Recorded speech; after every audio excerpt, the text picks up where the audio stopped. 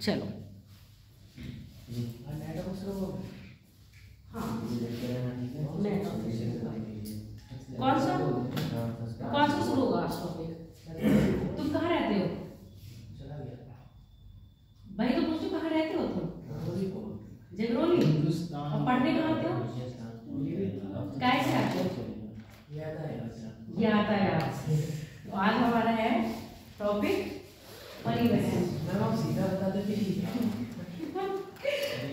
सीधा बता देती। अच्छा आज हमारा है परिवहन।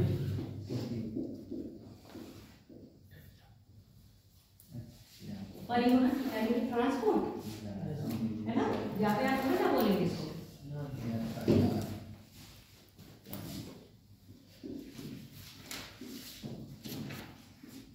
और कोई आ रहा है?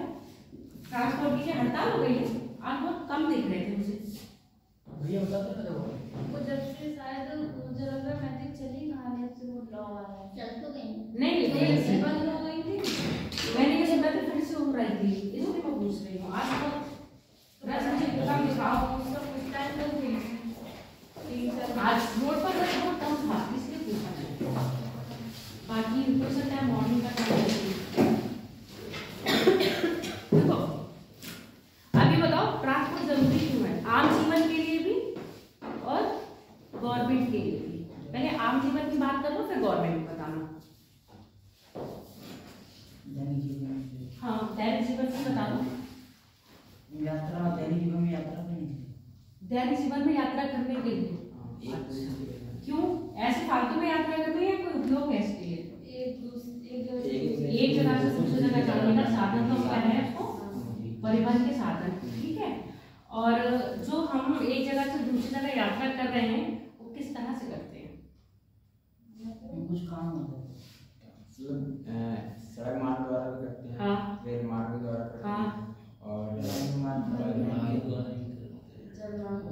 द्वारा भी करते हैं और वायु मार्ग द्वारा भी करते हैं। इसमें जो जल मार्ग द्वारा या वायु अपना स्थल मार्ग द्वारा करते हैं उसमें दो तरह से कर रहे हैं ना, एक रोड से और एक रेल से करते हैं। ये क्या हमारे व्यापार में सहायक होती है? बिल्कुल। कैसे? ट्रेनों से कच्चा माल जाता है मालगाड़ी से। हाँ प्रोडक्ट वगैरह जाते हैं तो प्राइवेट से भी जाते हैं और ठीक। और फिर वस्तुओं का आयात निर्यात होता है। वस्तुओं का आयात निर्यात होता है। और आप लोग ऑनलाइन शॉपिंग करते हो? कर रहे हो? ऑनलाइन शॉपिंग में खाली इंडियन प्रोडक्ट होते हैं और प्रोडक्ट भी होते हैं? दोनों ही होते हैं ना। तो फॉरेन प्रोडक्ट होते हैं वो इंडिया में कहाँ से आते हैं? बाई से आते हैं। पक्का? मतलब जितना भी हम एक्सटर्नल क्या कर रहे हैं, एक्सटर्नल ट्रेड करते हैं उनका जो एक्सपोर्ट इंपोर्ट होता है वो आपके कार्गो शिप से होता है ना। कार्गो शिप से होता है ना। और जो हमारे वायुयान है हम उनका ट्रेड में यूज करते हैं। बताओ वायुयान का ट्रेड में यूज कर रहे हैं हम लोग? करते हैं या नहीं? सुना है आप लोगों ने? जो हमारे वायुयान है क्या हम उनका ट्रेड में इस्तेमाल करते हैं व्यापार के? माल वाहक जहाज कौन से वाले? पर ज्यादा हम यूज किसका कर रहे हैं? ज्यादा हम किसका यूज कर रहे हैं? जल मार्ग का। क्यों करते हैं? चीप है। चीप यानी कि सस्ता पड़ता है ना। और एयर मार्ग अपना जो वो कैसे? वायु मार्ग बहुत महंगा पड़ता है। टाइम की ज्यादा टाइम लगता है उसमें कम लगता है? कम लगता है। किसमें? वायु मार्ग में। और जल मार्ग में लगभग उससे अधिक लगता है। अच्छा मान लो अगर हमने एक कार्गो शिप को क्या करा है यहाँ से भेजा है तो एक पर्टिकुलर एक ही जगह के लिए भेजेंगे या 3-4 जगह के लिए? कोर्स उतारते चला जाएगा। ये आप ऐसा समझो जैसे कभी थोक की दुकान होती है ना, थोक की दुकान में कई लोगों ने ऑर्डर करा है तो वो थोक की जो दुकानदार होता है वो क्या करता है सबके ऑर्डर लिख लेता है कब उसको भेजना है और कौन से रूट पर है। अब उसको देखता है कि एक ही रूट पे सब पड़ रहे हैं तो ठेले पे क्या करता है छोटा समझ लो ठेले पे वो सब चीजें लाद देता है। अब छोटे तो ठेले पे उसने सारी चीजें लाद दी। अब जैसे जैसे वो जाता जाएगा, जैसे जिसकी दुकान पड़ती जाएगी, उसका माल वो उतारता चला जाएगा। ऐसे क्या होता है, आपके कार्गो शिप का होता है। कार्गो शिप में क्या है, जहां से इंपोर्ट करना है या एक्सपोर्ट करना है, तो सबके पास अपना रेटिंग में होता है कि आपका ये माल क्या हो गया। जैसे आप ऑनलाइन शॉपिंग करते हो तो तुरंत वो सब चीज आपकी लोकेशन दिखाता रहता है कि आपकी अभी पैकेजिंग हुई है कि नहीं हुई है। ठीक है, पैकेजिंग हो गई, उसके बाद क्या है, अब आपको एक्सपोर्ट आने भेज दिया है आगे के लिए। फिर कब तक पहुंच जाएगी, सारी चीजें आपके दिखाता रहता है ना, तभी आपको पता चल जाता है कि आपका प्रोडक्ट आज या कल में आ जाएगा। सेम कंडीशन वही होती है, अपने माल की लोकेशन वो लोग भी देखते रहते हैं। जब भी कोई आपका कार्गो शिप होगा, कोई भी माल लेके आएगा तो एक साथ नहीं लाता है, जैसे जैसे पोर्ट होते हैं, क्योंकि अब उसमें इतना फ्यूल भी नहीं होता ना, 6 महीने का लगभग सफर करता है वो। अब 6 महीने कम नहीं होता है, 6 महीने के सफर के लिए वो बीच बीच में पोर्टों पे क्या करते हैं, रुकते हैं। अब ये जो कार्गो शिप होते हैं, क्या प्राइवेट और सरकारी दोनों होते हैं या प्राइवेट ही होते हैं? दोनों होते हैं ना, सहकारी भी होते हैं, और जिसको आप कहते हैं ना, कई बार सुना होगा, एक नेवी होता है, एक इंडियन नेवी होता है, एक मर्चेंट नेवी होता है। दोनों फर्क है, एक व्यापार वाला होता है और मर्चेंट मतलब व्यापारी। हाँ, और इंडियन नेवी मतलब समुद्री सीमा की रक्षा करने के लिए, यानी कि जो युद्ध वाली स्थिति में आपके साथ आपके देश की रक्षा करेगी। समुद्री सीमा की आपकी इंडियन नेवी होगी। मर्चेंट नेवी का काम क्या होता है आपका, व्यापार करना। अब मर्चेंट नेवी में जो व्यापार करा जाता है वो कार्गो शिप में। अब आपको पहली बार ट्रांसपोर्ट में जब जल मार्ग पढ़ोगे तो आपको शिप पढ़ने पड़ेंगे, है ना।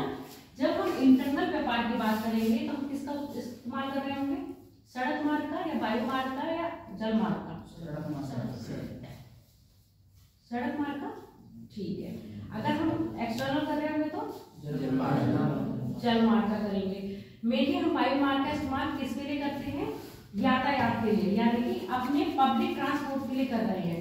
ठीक है, कॉमर्शियल के लिए बहुत ना के बराबर यूज करते हैं, क्योंकि वो हमें क्या पड़ता है, महंगा पड़ता है। अगर हम देश की इकोनॉमी की बात करते हैं तो देश की इकोनॉमी के लिए हमारा वायुयान जो है, मतलब वायु मार्ग है, वो क्या करता है, इंक्रीमेंट करता है। अब ये बताओ, जैसे बाहर का कोई शिप है, एरोप्लेन है, वो इंडिया में आ रहा है और इंडिया में आके उसने कमाई करी, तो इंडिया की कमाई होगी और देश की कमाई होगी।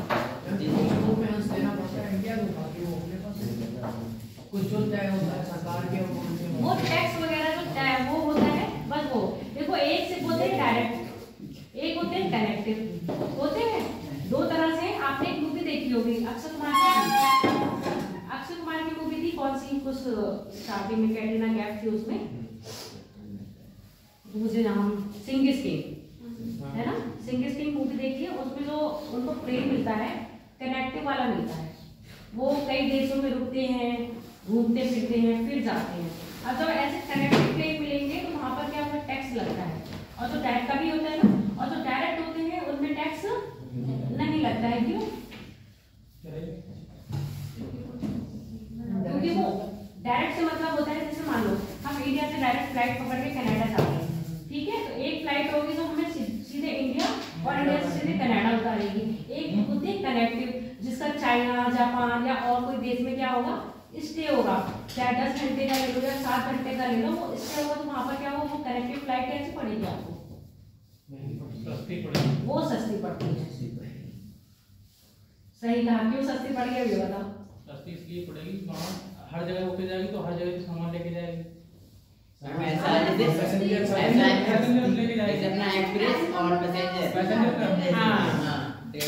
उसमें टाइम कम लगता है, इसलिए कनेक्टिव फ्लाइट क्या होती है, एक जगह रुकती है, फिर वहां से दूसरा प्लेन या जो फ्यूल भरवाएगी अपना, समझ के, या तो फ्यूल भरवाएगी, नहीं वहां से आपको दूसरा क्या मिलेगा, ट्रेन मिलेगा। ऐसे समझ लो, जैसे आपको यहाँ से कभी पहले मैंने क्या कहा था, जब हमारा ट्रांसपोर्ट की सुविधा नहीं थी, कनेक्टिविटी की सुविधा नहीं थी, तो हम यहाँ से क्या करते थे, यहाँ से पहले बरेली गए, बरेली से फिर दूसरी ट्रेन पकड़ी, तो कनेक्टिव ट्रेन में जाती थी ना।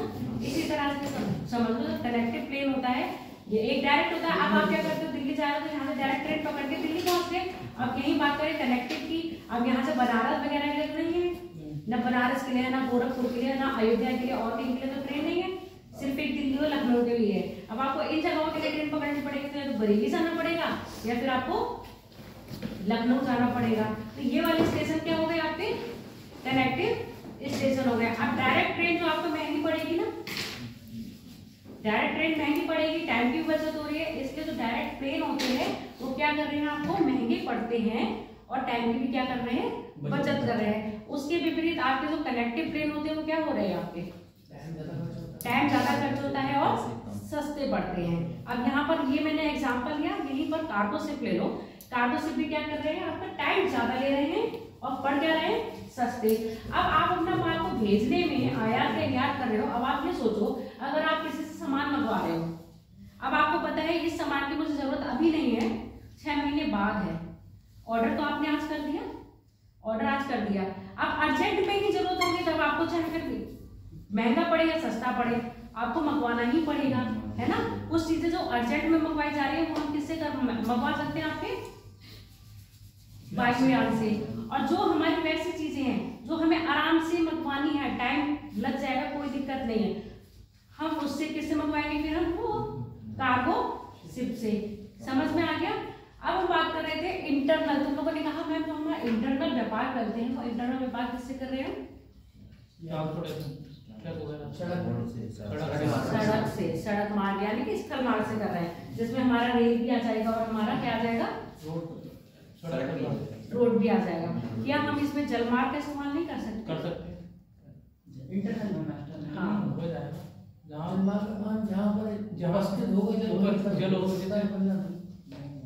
जहाँ तक उपस्थित हो सकता है। भाई अब देखो तुम लोगों ने यही कहा ना टैक्स वगैरह की बात, अब जो देखो हम लोग ये भी कर रहे हैं, टोल्स वगैरह रोड पर बन गए हैं। अब कोई भी गाड़ी होगी सबको अपना टोल देना पड़ेगा। अगर मान लो यहाँ से बहुत लंबी यात्रा कर रहे हो तो तब 20-25 टोल चले गए तो टोल में कितना पैसा जाता है, 100-150 से कम नहीं जाता है, 100 से तो कम नहीं कटता है ना, 100 से तो कम कोई टोल नहीं कटता है। अब आप मान लो ऐसे टोल गए 20 या 25 टोल पड़ गए, 100 रुपए लगा लो तो कितना रुपए पड़ गया, कम से कम 100 रुपए लगा लो, 20 या 25 पड़ गए तो 2500 पड़ गए। अब यही चीज अगर शिप में होगी, आपकी रोड मार्ग मतलब जल मार्ग में होगी, तो क्या ये सस्ता पड़ेगा, सस्ता पड़ेगा, टोल नहीं पड़ेगा ना भाई, टोल नहीं पड़ेगा ना, सस्ता है। आगे बात समझ में। तो सबसे सस्ता कौन सा होगा, जल मार्ग ही होगा, चाहे वो आंतरिक हो चाहे वो बाहरी हो। अब आंतरिक मार्ग में जल मार्ग सुधारने के लिए अपने यहाँ तो नहीं है, फॉरेन कंट्री में जितने भी आप जैसे देश होते हैं, विदेश हैं, आपने ये देखा कनाडा जुड़ा हुआ है अमेरिका से, जुड़ा है कि नहीं, झीलों के द्वारा जुड़ा हुआ है। और वो भी ऐसी वैसी झीलें नहीं, कैसी झीलें हैं वो, महान झीलें हैं, है ना। और ये महान झीलें एक दूसरे से क्या है, कनेक्टेड है नहरों से या नदियों से। तो बड़ी बड़ी नहरें नदियां हैं, उन्हीं में क्या करती हैं, छोटे छोटे कार्गो शिप चलाती है। बड़े कार्गो शिप तो नहीं चल सकते ना उसमें, छोटे छोटे कार्गो शिप। आप राइन नदी सुनते हो ना, सबसे ज्यादा व्यस्तम नदी है विश्व की, क्यों है, क्योंकि वो जर्मनी फ्रांस सबसे कनेक्टेड है। तो ये देश क्या करते हैं, अपना एक्सटर्नल व्यापार यानी कि देश से दूसरे देश का व्यापार भी किससे कर रहे हैं, आपके कार्गो शिप। और वो कार्गो शिप कैसे आपके छोटे हैं। अब ये मान लो हमारे साथ नेपाल जुड़ा हुआ है, हमारे साथ बांग्लादेश जुड़ा हुआ है, हमारे साथ पाकिस्तान जुड़ा हुआ है। हालांकि पाकिस्तान के साथ हमारा व्यापार नहीं है ना, पर क्या हम नेपाल के साथ व्यापार नहीं करते, नहीं क्यों कह रहे हो, नेपाल के साथ व्यापार करते हैं, बांग्लादेश के साथ व्यापार करते हैं, सारे पड़ोस भूटान के साथ व्यापार करते हैं। तो क्या इन देशों के साथ नदियां नहीं आ रही है, आ रही है ना, इन देशों के साथ नदियां भी आ रही हैं। अगर हम अपना व्यापारिक मतलब इंटरनल जो व्यापारिक मार्ग है उसको सुधार लें, तो क्या हम इन लोगों के साथ जो हम रोड से कनेक्टिविटी करते हैं नदी से नहीं कर सकते, नदी से कर सकते, नदी से कर सकते हैं ना, तो वो हमारे लिए सस्ता भी पड़ेगा, टैक्स भी नहीं लगेंगे। और आराम से टैक्स तो लगते हैं, जब एक देश से दूसरे देश में जाओगे टैक्स तो लगेंगे, पर अब यहाँ पर क्या हम स्टेट टैक्स भी देते हैं। अब जब से जीएसटी आया तब से तो चलो सहूलियत हो गई। नहीं तो अगर ये मान लो अगर हमें यहाँ से व्यापार करना है, केरल से कोई चीज हमें कहाँ पहुँचानी है, पहुँचानी है, तो कितनी स्टेट पार करके जाओगे, तमिलनाडु से ये भी जाओगे, आंध्रा जाओगे, तेलंगाना जाओगे, हैदराबाद आपका महाराष्ट्र हो गया, मध्य प्रदेश हो गया, यूपी आएगा। तो अलग अलग स्टेट क्या लेती थी अपना, पहले टैक्स लेती थी, अब टैक्स लेके फिर आपको जो चीज यूपी में मिल रही है वो कम रेट में मिली या ज्यादा रेट, क्योंकि जब चीज मंगवाए तो टैक्स काटेंगे ना, व्यापारी हमेशा टैक्स काटता है, तो वो चीज हमें महंगी पड़ जाती है। अब यही चीज मैंने बताया आपका जो सबसे बड़ा मार्ग सुन रहे थे कौन सा था, जल मार्ग, जो व्यापार के लिए उस दिन भी बताई थी, हाँ गंगा पी तो है, भूल गए? पोरबंदर कहाँ पहुँच गए तुम? प्रयागराज से हल्दिया।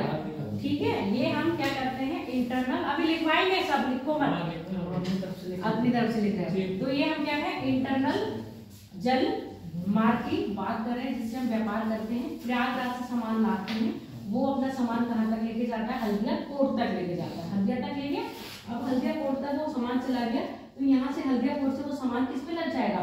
बड़े कार्गो शिप में। अब बड़े कार्गो शिप में वो लग गया, उसके बाद कहाँ चले गए? फॉरेन में चले गया ना। अब ऐसे ही यहाँ पर मान लो उस दिन ये बताया था, यहाँ पर क्या है आपका इंडस्ट्रियल क्षेत्र है, लोहा इस्पात वगैरह का है। अब यहाँ पर कोई भी इस्पात बना, उत्पाद हो गया फैक्ट्री से। अब फैक्ट्री का काम क्या होगा? फैक्ट्री का काम क्या होगा? अपना सामान को वितरण करना, इधर उधर पहुंचाना। तो वितरण कैसे करना होगा? ट्रांसपोर्ट के। अब अंदर शहर में पहुंचाना है, मतलब अपने देश के लिए अंदर पहुंचाना है, तो ये रोड का काम लेगा या रेल, है ना? रोड और रेल का ही क्या करेगा? उपयोग करेगा। अब यहाँ पर रोड महंगा पड़ेगा या रेल महंगा पड़ेगा? रोड महंगा पड़ेगा। पर अधिकतर आप देखते हो जितने भी आपके क्या होते हैं फिनिश गुड्स, यानी कि जो फाइनल प्रोडक्ट होते हैं, उसको कैसे बेचते हैं हम लोग? रोड के द्वारा ना। और जो भी कच्चा माल होता है उसकी कनेक्टिविटी हमने किससे कर रखी है? रेल से। इसका एग्जांपल मैंने दिया था कोयला। कोयले की पूरी क्या जाती है? माल गाड़ी भर के जाती है। और आपने अभी वो सुना भी होगा, एक केस हुआ था उड़ीसा में, ट्रेन टकराई थी आपस में, माल गाड़ी खड़ी थी, तीन टकराई नहीं थी, टकराने का तो कुछ नहीं था, टकराई दो ही थी। ट्रैक में क्या हो गया था? तीसरी जाके लड़की, मालगाड़ी खड़ी थी, उनको लाइन क्लियर दिखी, उन्होंने उसी लाइन पर कर दिया। जब ड्राइवर को जैसे पता चला, उन्होंने काट दी। मुझे लग रहा है कि आपस में ऐसे जा रही थी, लास्ट वाला जो डब्बा था वो आपस में टकराया, तभी पलट गई थी। तो यही चीज, तो यहाँ पर क्या है, तो ट्रेन से जो कच्चा माल होगा, कच्चे माल को हमने जहाँ से खनन करा है, वहां से उसकी कनेक्टिविटी किसके पास कर दी? जहां पर आपके कारखाने हैं, कारखाने में कच्चा माल पहुंच गया। अब कच्चा माल वहां से प्रोडक्ट क्या हो गया आपका? बनके तैयार हुआ। अगर वही चीज हमें पूरे देश में भेजनी है तो हमने बाई रोड या बाई ट्रेन, और कहीं बाहर भेजनी है तो बाई ट्रेन भी तो कर सकते हैं। बाई ट्रेन यहाँ भेज दी, क्योंकि हमारा सीधा साधन नहीं है, यानी कि नदी नहीं है, कोई ऐसी लीकेज नदी नहीं है, तो कहाँ पर जा रही है? समुद्र में जाके मिल रही है, उस क्षेत्र के आसपास। तो क्या करोगे आप? उसको ट्रेन या रोड से ही कनेक्टिव करोगे। तो पहली बात, किसी भी देश की आर्थिक व्यवस्था के लिए एक व्यापार, उन्नत व्यापार होना जरूरी है। और व्यापार को उन्नति पे लाना है तो आपको क्या जरूरी है? कनेक्टिविटी, है ना? और वो कनेक्टिविटी हमें कौन प्रदान कर रहा है? आपके परिवहन, जो हम तीन तरह से करते हैं, सड़क मार्ग, जल मार्ग और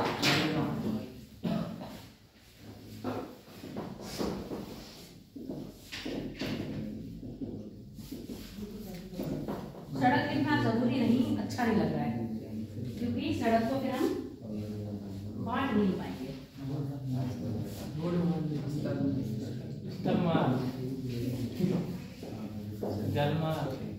मार्ग ही लिख रही यहाँ पर, और वायुयानी की है। इसमें रोड और रेल हो गई, यानी कि आपकी सड़क और रेल। जल में भी दो हो जाएंगे, आंतरिक और भाई देश आगे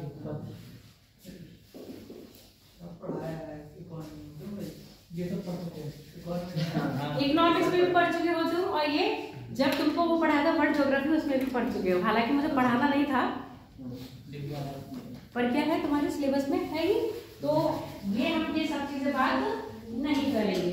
अगर हम सड़क में बात करें तो सड़क कितने उस पर होती है? भारत में सड़कों को कितने आधार पर बांटा गया है?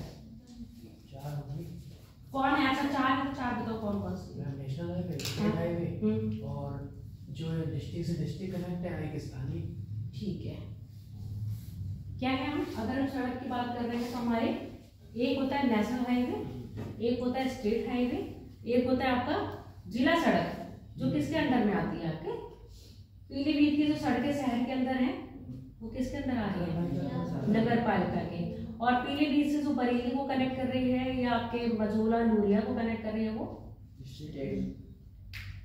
डिस्ट्रिक्ट के अंदर आएंगी ना, वो डिस्ट्रिक्ट के अंदर आएंगी। और फिर जो गांव की होती है रोड्स वो ग्राम पंचायत के अंदर आएंगी। तो 4 तरह के हैं। अब ये बताओ जितने भी आपके नेशनल हाईवे बनते हैं वो किसके अंदर आ रहे हैं? कौन सा? जैसे आपने गंगा हाईवे है ना, Yamuna expressway, Bundelkhand expressway, Purvanchal expressway, ये जितने भी एक्सप्रेसवे आते हैं, जो भी एक्सप्रेसवे बन रहे हैं चाहे किसी भी राज्य में बन रहे हो, ये किसके अंडर आते हैं? राष्ट्रीय मार्ग। कौन देखेगा इसको? इसके बनाने की जिम्मेदारी किसकी है, केंद्र की है या राज्य की है? केंद्र की है। राष्ट्रीय मार्ग बनाए बताओ।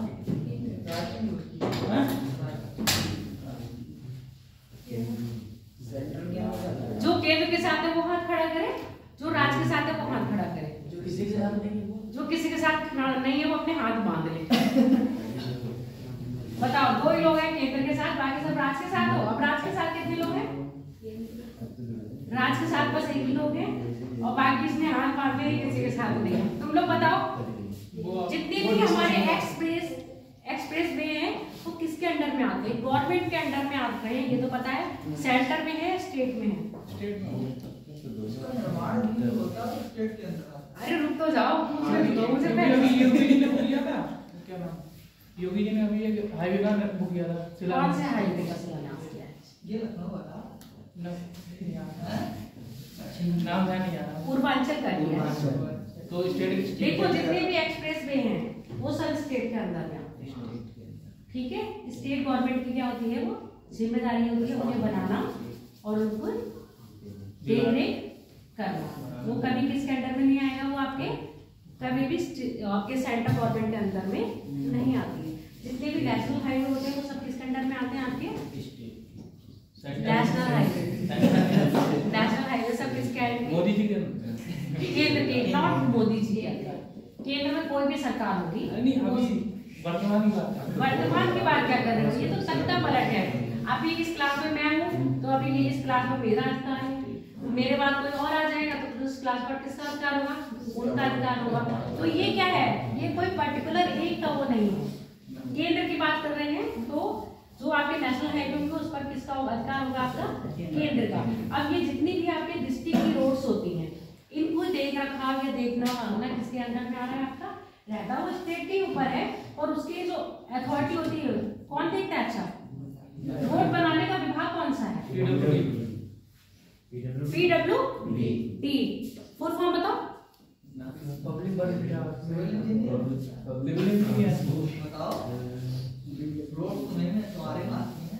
बताओ तुम्हारे में आती है PWD क्या है?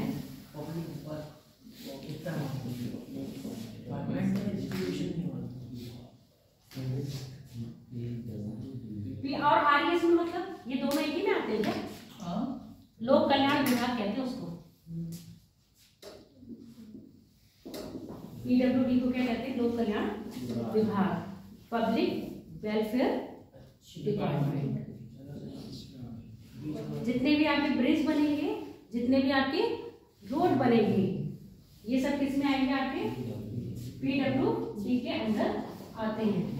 जो भी, हाँ, अब आपने पीलीभीत में क्या है, PWD का ऑफिस कहाँ है बताओ? अब तुम्हारा घर कहाँ है ये भी बता दो।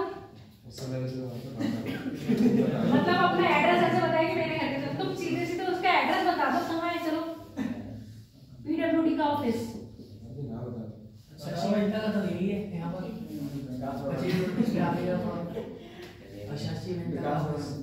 विकास भवन नहीं है, इधर ही है जो आपका नट्टाधारा रोड है वहां पर पड़ता है PWD का ऑफिस। तो SPW मतलब क्या हो गया? SPWD सुपर नहीं है।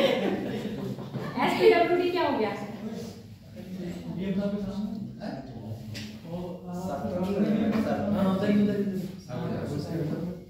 स्टेट लग गया ना। एसपीडब्ल्यू का मतलब हो गया स्टेट। आरएस का मतलब क्या होता है? चलो आरएस का काम क्या होता है? रेस होता है।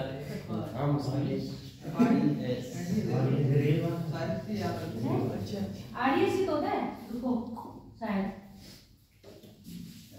आरएस होता है शायद। रूरल एरिया ऐसे करके एक सिस्टम नहीं है।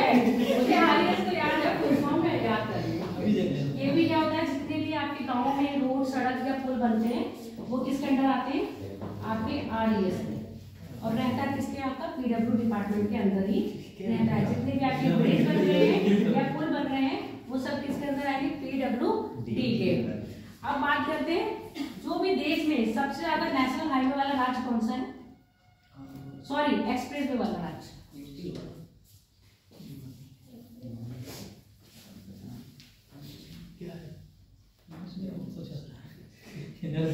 क्या है?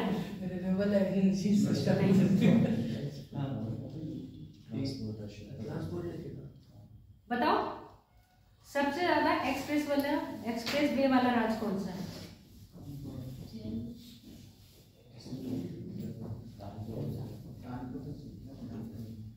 राज्य पूछ रहे हो? कानपुर राज्य हो गया क्या?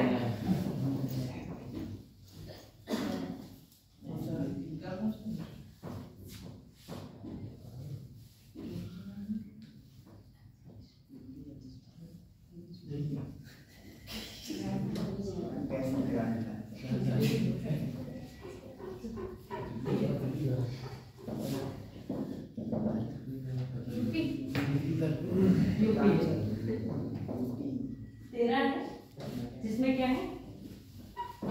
6 वर्किंग में है और 7 निर्माणाधीन है। सबसे बड़ा एक्सप्रेस वे कौन सा है? Ganga express way. कितनी लंबाई है? 594 किलोमीटर का है, जो अभी क्या है? निर्माणाधीन है। सब लिखवाएंगे, लिख क्यों रहे हो? अभी लिखवाएंगे, सब लिखवाएंगे। ये जो जितने भी एक्सप्रेस वे होते हैं किसके अंडर में आ रहे हैं? आपके स्टेट गवर्नमेंट के। अब ये बताओ चतुर्निम कौन सी है? ऐसे करके कोई है ना, चतुर्निम योजना, जो क्या कर रही है? आपके 4 महानगरों को जोड़ती है। वो 4 महानगर कौन कौन से हैं?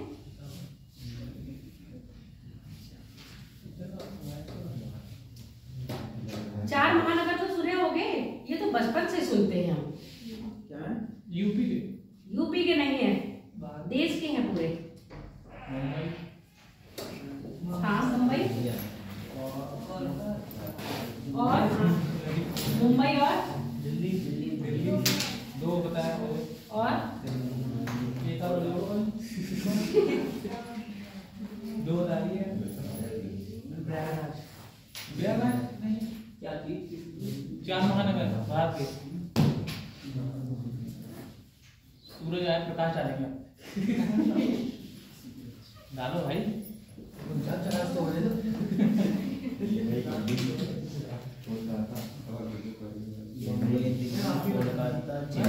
हाँ, मुंबई, दिल्ली, कोलकाता, चेन्नई। ये क्या है आपका? कलकत्ता से दिल्ली, दिल्ली से मुंबई, मुंबई से चेन्नई, चेन्नई से दिल्ली। ये जोड़ने वाली जो योजना है वो किसकी? आपके हाँ, स्वर्णिम चतुर्भुज किसकी है? ये केंद्र सरकार की है। इसके बाद आपका गलियारा, एक गलियारा उत्तर से दक्षिण। गलियारा मतलब कॉरिडोर हो गया, जो उत्तर से दक्षिण किससे? मतलब जम्मू कश्मीर से कन्याकुमारी, और दूसरा आपका यहाँ से पोरबंदर। ये पूरा जोड़ता है पूरा पश्चिम गलियारा, उत्तर दक्षिण गलियारा और पूरा पश्चिम गलियारा। ये पूछा जाता है किसको कहाँ पर मिलते हैं ये गलियारे? बीच में काटते हैं। हाँ, कहाँ पर एक दूसरे को काटते हैं, यानी कि मिलना हुआ ना। अरे मिलना और काटना भाई, देखो ऐसे जा रहा है और एक ऐसे आ रहा है। हाँ, तो ये मिले ना, गलत चीज नेगेटिव क्यों लेते? काटना, अब ये हमें क्या? तो मिलना एक ही बात है कि हम मिल रहे हैं ना। कहाँ मिल रहे हैं? ये चौराहे बना रहे हैं, ऐसे सवाल का आप मिलो। अभी कहाँ चौराया बना रहे हैं? मैं भी बना रहा हूँ मध्य प्रदेश से। नहीं,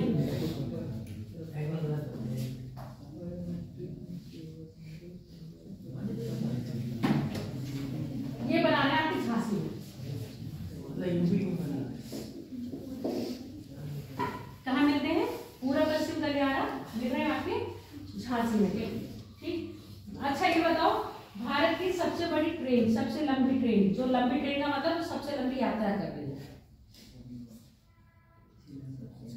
हाँ, जो डिब्रूगढ़ से चलती है और आपके कन्याकुमारी तक चलती है। विवेक एक्सप्रेस थी नहीं, विवेक एक्सप्रेस ही है। नहीं नहीं नहीं, विवेक एक्सप्रेस असम में डिब्रूगढ़ से चलती है और कहाँ तक आती है आपकी? कन्याकुमारी तक आती है। एक लड़का है, यूट्यूबर है, सत्यम नाम से है। अधिकतर वो क्या करता है, ट्रेन को ही एक्सप्लोर करता है। अभी उसकी वीडियोस देखना, वो सबसे बड़ी ट्रेन भी बताएगा, सबसे छोटी बताएगा, नई ट्रेन कौन सी चल रही है, उसकी फैसिलिटी मतलब उसकी क्या गुण है, क्वालिटीज क्या उसमें की, वो सारे। अगर ट्रेन की नॉलेज लेनी है तो सबसे छोटी कौन सी हुई? सबसे छोटी शायद मुझे लग रहा है महाराष्ट्र में या इधर चलती है, अगरतला में लोकल है। वो कहाँ चलती है? त्रिपुरा में। मैं कंफर्म नहीं बता रही हूँ क्योंकि लोकल ही ट्रेन चल रही है, जो कहाँ पे चल रही है, आपके अगरतला के पास चलती है। क्या बहुत दूरी दे सकती है? अब आप ये सोचो, सबसे लंबा एक्सप्रेस वे जो बन रहा है आपका जम्मू कश्मीर से कहाँ जोड़ रहा है? कन्याकुमारी को। NH-44। चलो अब लिखना शुरू करें। समझ में आ गया? तो हमारा इंटरनल, देखो व्यापार के लिए, देश की वृद्धि के लिए क्या जरूरी है आपका? व्यापार। और व्यापार के लिए जरूरी है आपकी कनेक्टिविटी। क्यों पूर्वांचल को क्यों तोड़ा जा रहा है? अच्छा ये बताओ, बुंदेलखंड एक्सप्रेस वे क्यों बनाया गया? पूर्वांचल एक्सप्रेस वे क्यों बना रहे हैं? वहाँ से इंडस्ट्री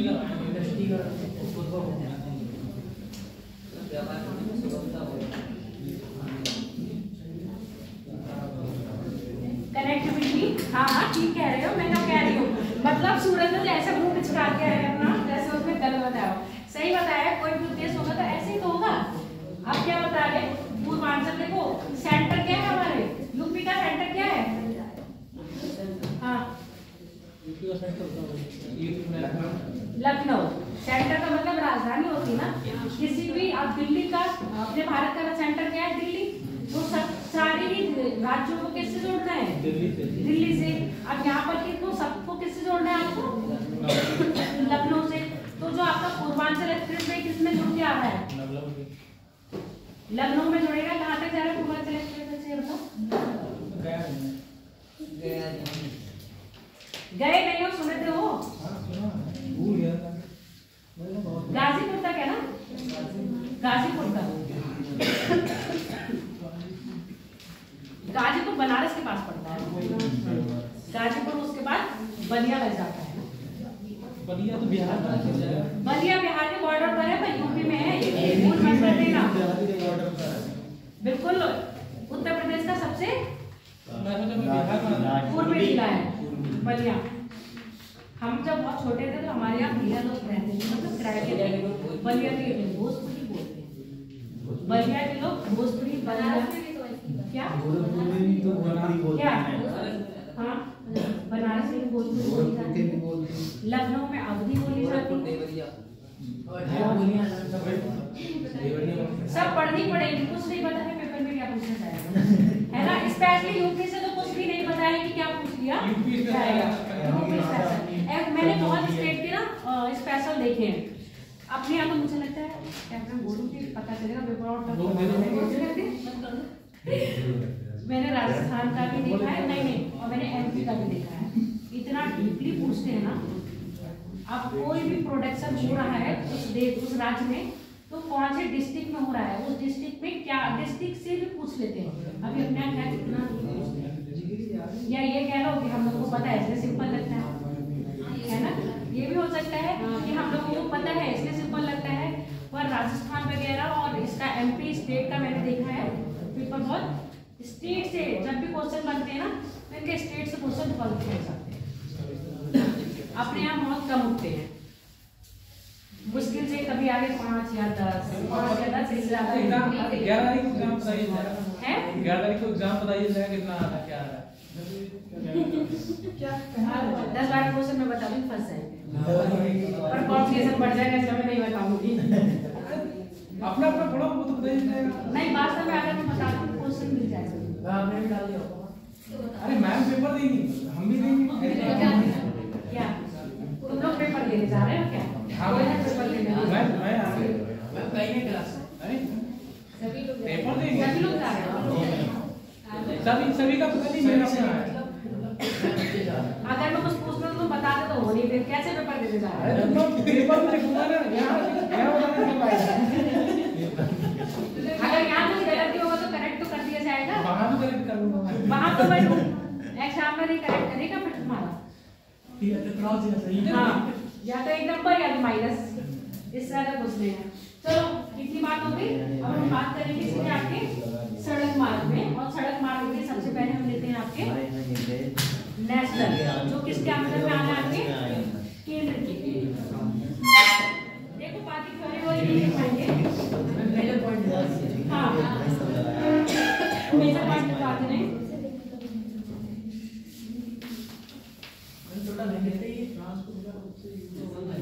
कोशिश करूंगी कि जब तक क्लास ये वाली हो रही है जब तक आपका ट्रांसपोर्ट कंप्लीट हो जाए।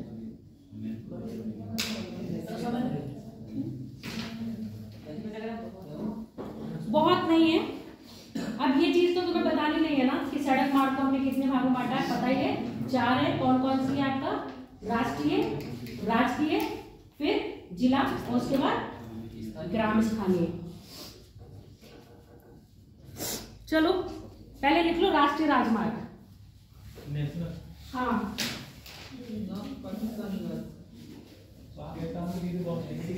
चलेगा होगी। हाँ बाद में कर लेना। अभी देखो। सबसे बड़ा राजमार्ग, सबसे बड़ा राष्ट्रीय राजमार्ग NH 44 जो जम्मू से किसको जोड़ रहा है आपका? कन्याकुमारी।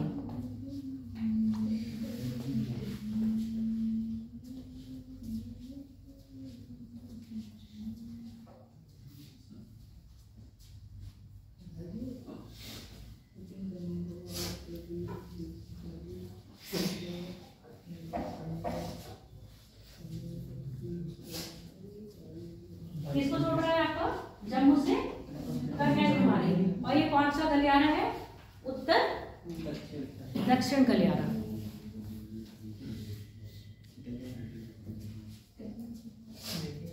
नाम होते हैं। अगला लिखो NH 27, NH 27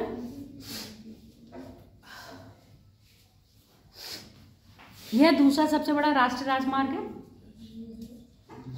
यह दूसरा सबसे बड़ा राष्ट्रीय राजमार्ग है जो पूर्वोत्तर राज्य को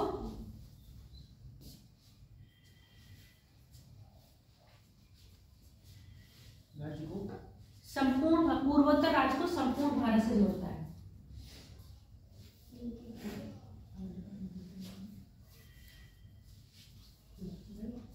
जो पूर्वोत्तर राज्य को संपूर्ण भारत से जोड़ता है।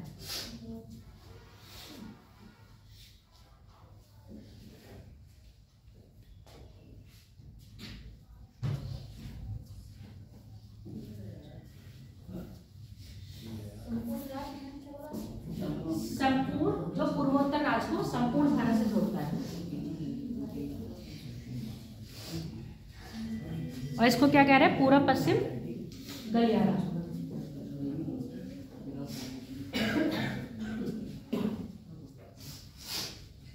पूर्व पश्चिम गलियारा।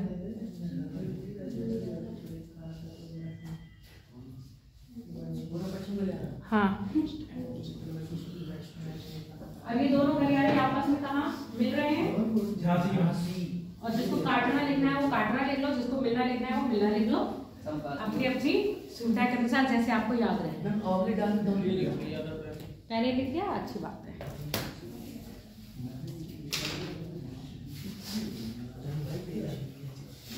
पेज बीच में बैठा है। सबसे छोटा राष्ट्रीय राजमार्ग, सबसे छोटा राष्ट्रीय राजमार्ग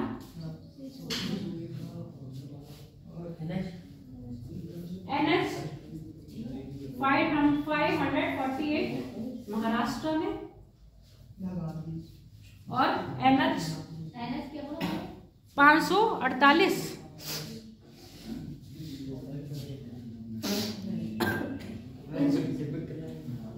सबसे छोटा राष्ट्रीय राजमार्ग NH 548 महाराष्ट्र में, और दूसरा है NH 118 झारखंड।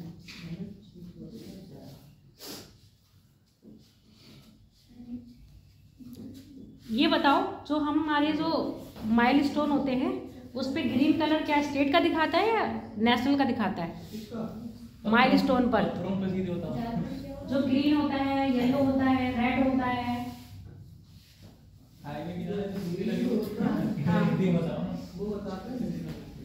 जो येलो होता है वो स्टेट के, और जो रेड होता है वो जिला वाला नहीं होता है, वो ग्राम पंचायत, हाँ गाँव में, ग्राम सड़क योजना। ठीक है, अगला लिख लो।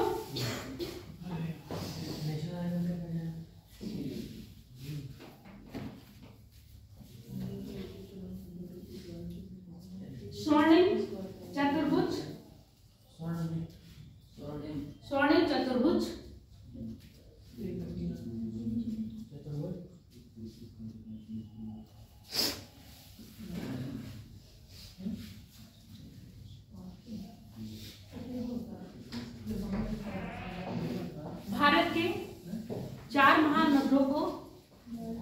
भारत के 4 महानगरों को आपस में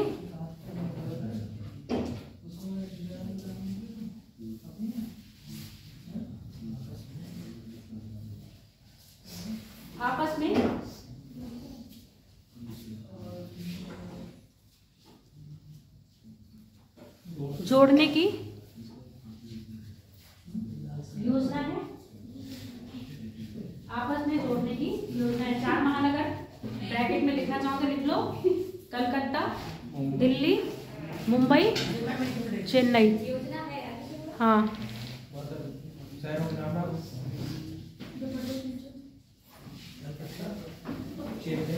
कलकत्ता, हाँ 4 महानगर को जोड़ने की योजना है। 4 महानगर याद रखना, याद रहे तो याद रखो, नहीं तो लिखना है तो लिख लो, कलकत्ता, दिल्ली, मुंबई, चेन्नई। और फिर चेन्नई को फिर किससे कनेक्ट करना है आपका? कोलकाता से, तभी तो बनेगा ना। कि चेन्नई पे लाके छोड़ दोगे हैं, या फिर चेन्नई पे लाके छोड़ दोगे, फिर अगर चेन्नई वालों को कलकत्ता जाना तो कैसे जाना पड़ेगा? मुंबई, मुंबई से फिर दिल्ली, दिल्ली से फिर कलकत्ता। अब यहाँ से कलकत्ता, अगर चेन्नई वालों को डायरेक्ट कलकत्ता जाना तो कैसे चले जाएंगे? डायरेक्ट कलकत्ता भी जोड़ना पड़ेगा ना, इसलिए। अब लिख लो, इस स्वर्णिम चतुर्भुज, इस स्वर्णिम चतुर्भुज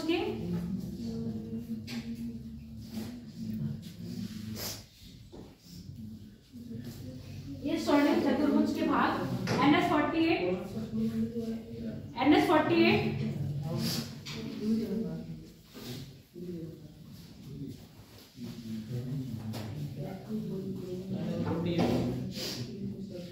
जो किसको जोड़ रहे हैं? दिल्ली से मुंबई। NH48 दिल्ली से स्टार्ट होता है,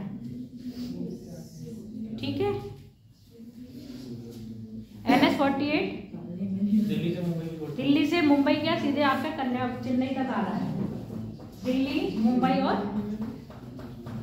दिल्ली, मुंबई और मुंबई से फिर आपका चेन्नई तक जो बना है उसको क्या रहे हैं? 48।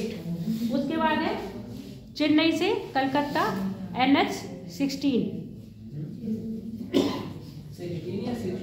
16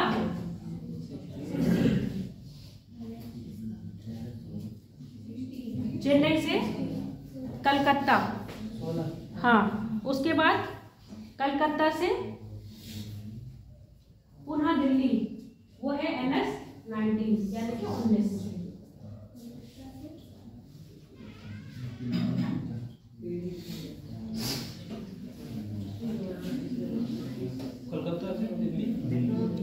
कलकत्ता से दिल्ली NH-19। अब कभी कभी पूछ लिया जाता है कि NH-19 में जो आती स्वर्णिम चतुर्भुज योजना है उसमें उत्तर प्रदेश के कौन कौन से जिले आते हैं। तो एक है Kanpur, Prayagraj bypass, Kanpur, Prayagraj bypass, Varanasi,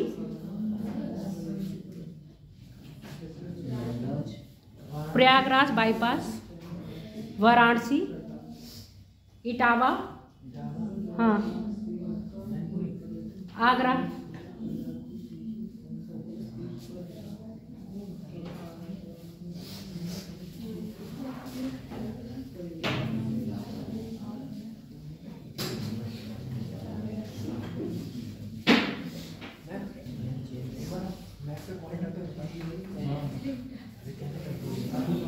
point करके बता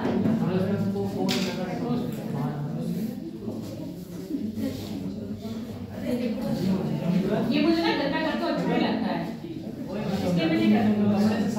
कपड़े साफ हो जाता है। कलकत्ता, ये आपका हो गया दिल्ली, ठीक है। अब मुंबई देखो तो ये है, ठीक। चेन्नई देखो तो आपका और कुछ आगे बात समझ में। तो ये ऐसे जा रहा है, चेन्नई को जोड़ रहा है ऐसे, कलकत्ता।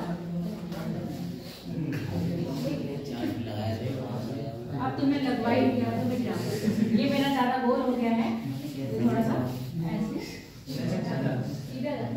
सीधा बिल्कुल नहीं जाएगा, एकदम वो सीधा जाएगा, वो सीधा नहीं जाएगा, क्योंकि यहाँ से हमारा खुद बनाने का उद्देश्य देखो। पहले क्या तुम सब पढ़ रहे थे तो चेन्नई में भी तो चलते थे। आप ये सुन लो, अंग्रेजों ने देखो, तुम यहाँ देखते रहना, पहले राजधानी कलकत्ता, मद्रास प्रेसिडेंसी और मुंबई प्रेसिडेंसी, ठीक। जब अंग्रेज यहाँ रहते थे तीन चीजें डेवलप करी, यहाँ पर भी ज्यादा विस्तार करा हुआ उन्होंने, डेवलप ज्यादा होगा।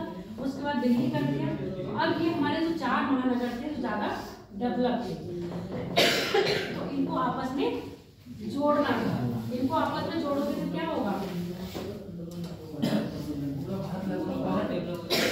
पूरा भारत डेवलप होगा ना, क्योंकि इनके बीच में जो जिले हैं वो भी आपस में क्या होते जाएंगे, कनेक्टेड होते जाएंगे। अब जो दूसरे तो कह रहे थे जम्मू से कहाँ मतलब आपका कलकत्ता, और ये यहाँ पर आपको पोरबंदर से पूरा जोड़ा गया है, गुजरात होते हुए ऐसे पूरा ये सिक्किम सेंटर होते हुए आपका अब ये साफ कर देना, मेरे को गंदी चीजें बिल्कुल पसंद नहीं आती, तुमने वो बहुत गंदा करवा। अब इसी में अगर तुम अपने मैप में ऐसे बनाना चाहो तो बना लेना, वो 19 है, वो 16 है, वो 48 है।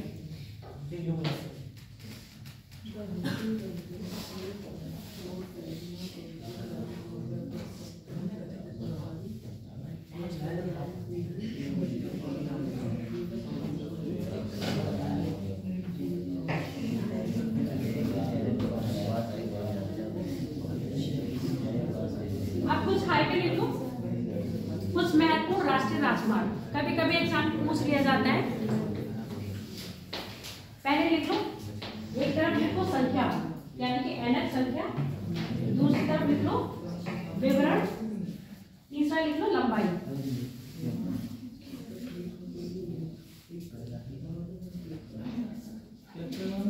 एक तरफ लिख लो NH मतलब कौन सा, नेशनल हाईवे नंबर 1 हो जाएगा, मतलब नंबर हो जाएंगे। दूसरी तरफ लिख लो विवरण, तीसरा लिखो लंबाई, उसकी लंबाई क्या है, टेबल है, बनाती बोलते जा रही हूँ। पहले लिख लो NH1,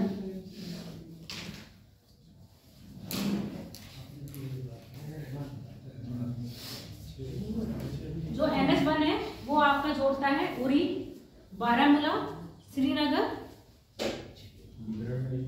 हाँ विवरण में उरी, बारामूला, श्रीनगर, कारगिल और लेह।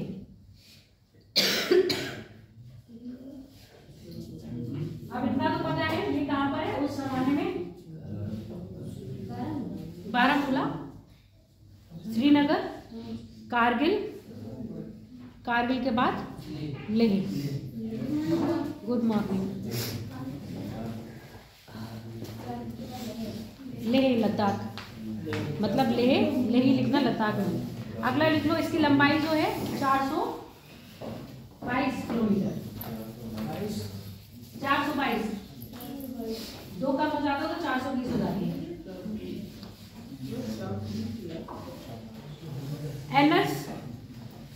NH 301, NH 301 ये NH1 से स्टार्ट होता है और जास्कर तक जाता है। NH1 कारगिल से स्टार्ट होता है, ठीक है। NH1 कारगिल से स्टार्ट होकर जास्कर तक जाता है। और इसकी लंबाई है 234 किलोमीटर।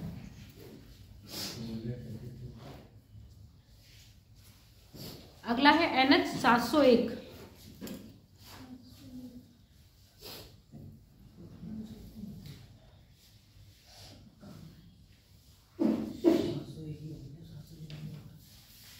NH 701 ये बारामूला NH1 से, बारामूला NH1 से प्रारंभ होता है, प्रारंभ होकर रफियाबाद, कुपवाड़ा, तंगधार, रफियाबाद, कुपवाड़ा, तंगधार तक। इसकी लंबाई 126 किलोमीटर है। अब हो गया NH2, लंबाई है 126। नमस्ते, 126। अब लिखो NH2।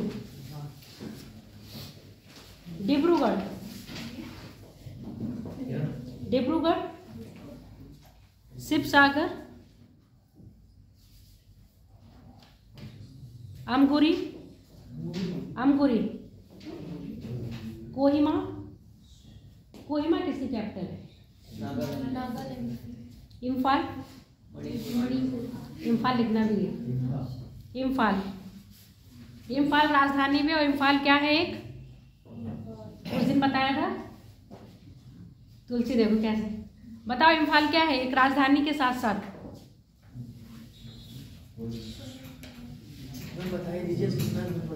हेलो, इम्फाल क्या है? पूछो क्या है? उस दिन बताया था।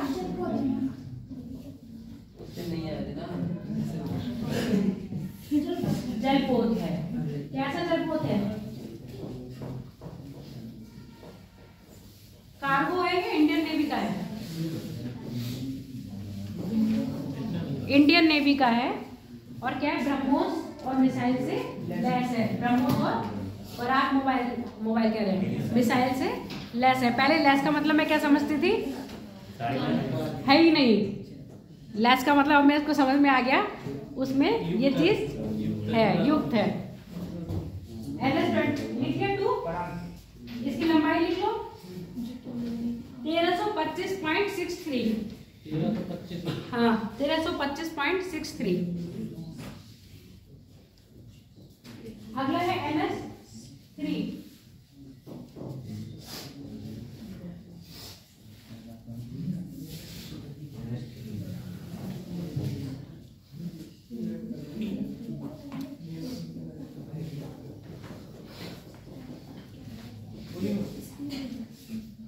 अटारी, अमृतसर, मनाली, लेह। बाघा बॉर्डर कहाँ है?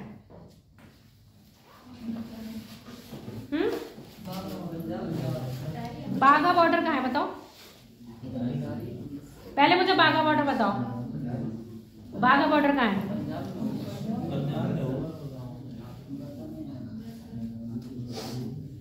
एक कह रहा है पंजाब में होगा, एक कह रहा है अमृतसर में होगा। बाघा बॉर्डर ना पंजाब में है ना अमृतसर में। बाघा बॉर्डर आपका कहाँ है? पाकिस्तान में है। जब अटारी बॉर्डर पूछा जाएगा तब बोलना अमृतसर। समझ में आ गया? बार बार बाघा बाघा करते हो। यूपी अपने भारत की तरफ से बाघा नहीं लगता है, अपने भारत की तरफ से अटारी लगता है। पाकिस्तान से लगता है बाघा। कई लोगों को ये नहीं पता है, रियली कई लोगों को यही नहीं पता है, भारत की तरफ से जो बॉर्डर लगता है वो अटारी है और पाकिस्तान से जो लगता है वो बाघा है। तभी अटारी और बाघा बॉर्डर लेके आता है। हम लोग की तरफ से अटारी है और पाकिस्तान की तरफ से बाघा है। तो बता दीजिए क्या लिखवाना है। हाँ, कौन सा है ना चल रहा है? 3 अटारी, अमृतसर, मनाली और लेह। इसकी जो लंबाई है 883.18 किलोमीटर। हाँ, 883.18।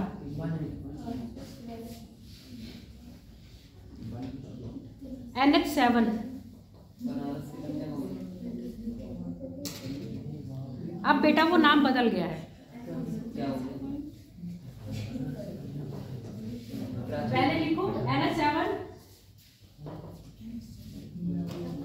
फजील्का, पटियाला, फजलिका।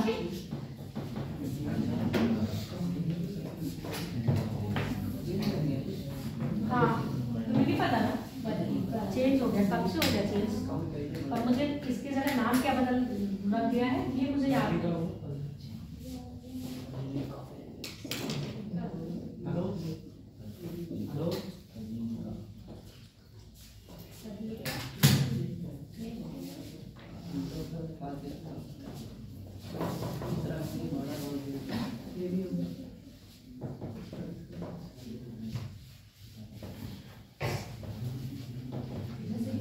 फजलिका, पटियाला, पंचकुला, पोटा। अभी तो बहुत सारे NH के नाम चेंज हुए हैं। पोटा साहिब, पोटा साहिब, पोटा साहिब, ऋषिकेश, रुद्रप्रयाग, कर्णप्रयाग, पोटा साहिब, रुद्रप्रयाग, कर्णप्रयाग, चमोली, बद्रीनाथ, पोटा साहिब लिख लिया, ऋषिकेश लिख लिया, ऋषिकेश के बाद रुद्रप्रयाग, कर्णप्रयाग, चमोली, बद्रीनाथ और माना। भारत का सबसे पहला गांव। चमोली के बाद माना। लंबाई है 845.25।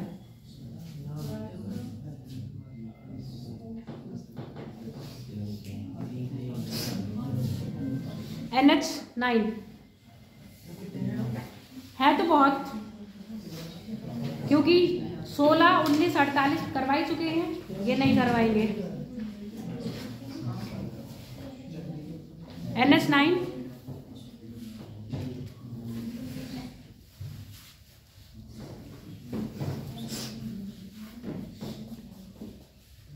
ये NH7 से स्टार्ट होता है। NH7 से मतौला से मलौत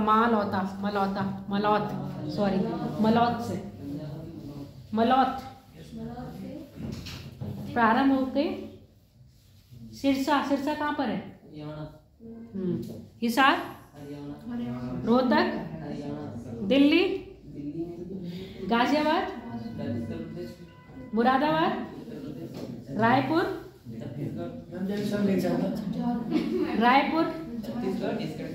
ये रायपुर वो नहीं है। हाँ, लिखना है, लिखो, बोल तो रही हूँ। हिसार लिख लिया? लिखा ही नहीं तुमने? नहीं। सिरसा के बाद हिसार के बाद रोहतक के बाद दिल्ली के बाद गाजियाबाद, गाजियाबाद के बाद मुरादाबाद। हाँ, अपना मुरादाबाद। यहाँ मुरादाबाद के बाद रायपुर ना होकर रामपुर होगा, प्रिंट में गलत है। रामपुर के बाद रुद्रपुर। हाँ, ये वाला रामपुर। तुम बहुत पीछे हो। हिसार के बाद रोहतक के बाद दिल्ली, दिल्ली के बाद गाजियाबाद, गाजियाबाद के बाद मुरादाबाद, मुरादाबाद के बाद रामपुर, फिर रुद्रपुर, रुद्रपुर के बाद पिथौरागढ़, फिर कर्णप्रयाग। पिथौरागढ़ से कर्णप्रयाग लंबाई है 748.05।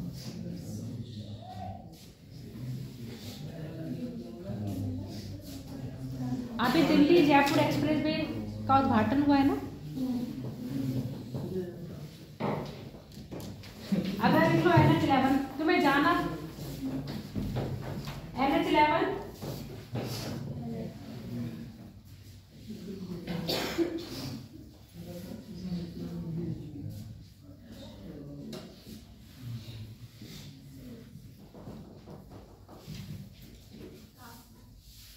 म्याजलर, म्याजलर,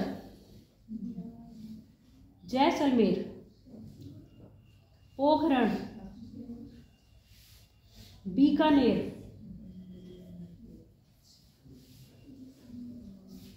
पोखरण, बीकानेर, झुंझुन, नारनौल, रेवाड़ी,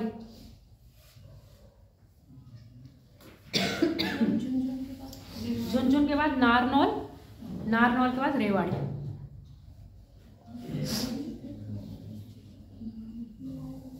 ये है 847 नारनौल। रेवाड़ी कहाँ लगता है? रेवाड़ी कहाँ लगता है? हरियाणा में है क्या? बता रही हूँ 447। NH9 के बताई नहीं 748। NH9 की उसने भी लिखी बता दी। NH11 की है 847 ओनली, बाद में 0.7 है। अब लास्ट लिख लो, बाकी 1944 और 48 तुम लोगों के पास रही। NH16, NH16, NH16 कोलकाता लिखवा दिए तो फिर रहने दो। पर मैंने शहर नहीं, कौन कौन से शहर पढ़ रहे हैं ये नहीं बताया। बड़े बड़े लिखना है तो लिख लो, कोलकाता, खड़गपुर, भुवनेश्वर, राजमुंद्री,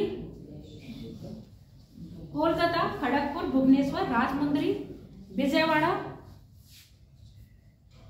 नेल्लोर, चेन्नई, विजयवाड़ा, नेल्लोर, चेन्नई। NH16 है ना, इसकी लंबाई है 1621। नेल्लोर के बाद चेन्नई पहुंचा दो बस। पहुंच गए चेन्नई। अच्छा लग रहा है चेन्नई, समुद्र किनारे खड़े होके। 1621.62। NH19 पे तो लिखवाई दिया, यूपी के है ना। बस अगर लंबाई लिखना चाह रहे हो NH90 की तो वहीं लिख लो 1269.71। जहाँ चतुर्भुज योजना है, स्वर्णिम चतुर्भुज की योजना बनाइए, वहां पर ही लिखा है टोटल लाइन, वो लिख लो इसकी लाइन 1269.71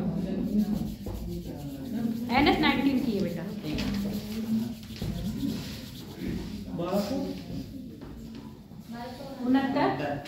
69.71।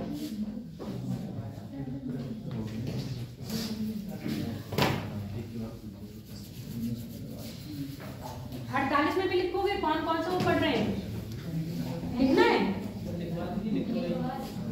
चलो लिखना चाहो तो लिख लो, पेपर में पता नहीं रहता है कहाँ से पूछ रहे।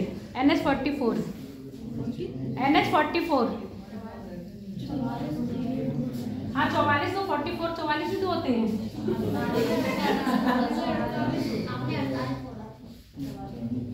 48 बोला था, चलो 48 लिख लो फिर पहले।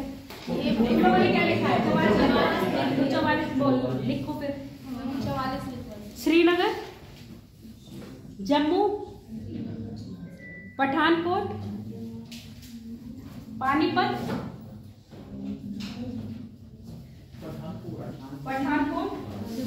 पानीपत, दिल्ली, मथुरा, आगरा,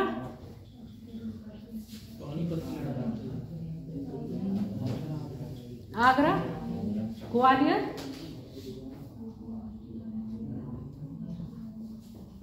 ये तुम्हारी सीट इतनी हिल रही है, भूकंप आ रहा है।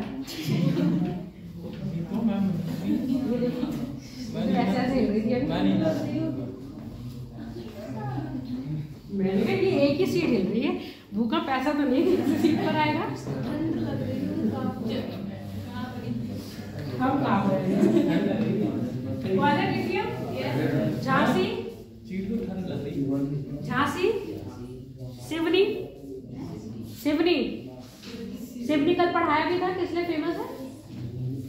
सतना, सिवनी। अब ये पता है कल मैडम ने सीमेंट उद्योगी पढ़ाया है तो वही आ जाएगा। सिवनी के बाद नागपुर,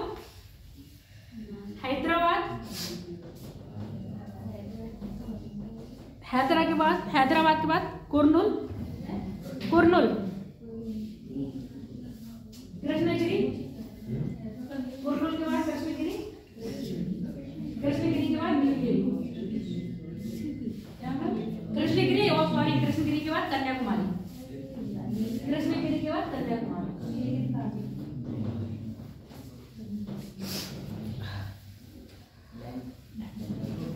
लेंथ बहुत लंबी है बेटा, 3745 किलोमीटर। अब सोचो कितने दिन लगेंगे जाने हैं? 2 दिन नहीं लगेंगे। 3745 कितने दिन लग जाएंगे बताओ? 3 से 4 दिन। 2 दिन 3 दिन तो एक ही दिन लौटेंगे। अब देख लो NH 48 जो दिल्ली से किसको जोड़ रहा है आपको? चेन्नई को। और किसका हिस्सा है ये? स्वर्णिम चतुर्भुज का। स्वर्णिम चतुर्भुज के कौन कौन से NH हो गए हिस्सा? NH 48 44 नहीं है, देखो ये NH 48, NH 16 और NH 19। NH 16 किसको जोड़ रहा है? कलकत्ता को चेन्नई से। NH 19 मुंबई से चेन्नई ये जोड़ रहा है, 48 ही पूरा जोड़ रहा है। ये दिल्ली से चेन्नई तक है 48।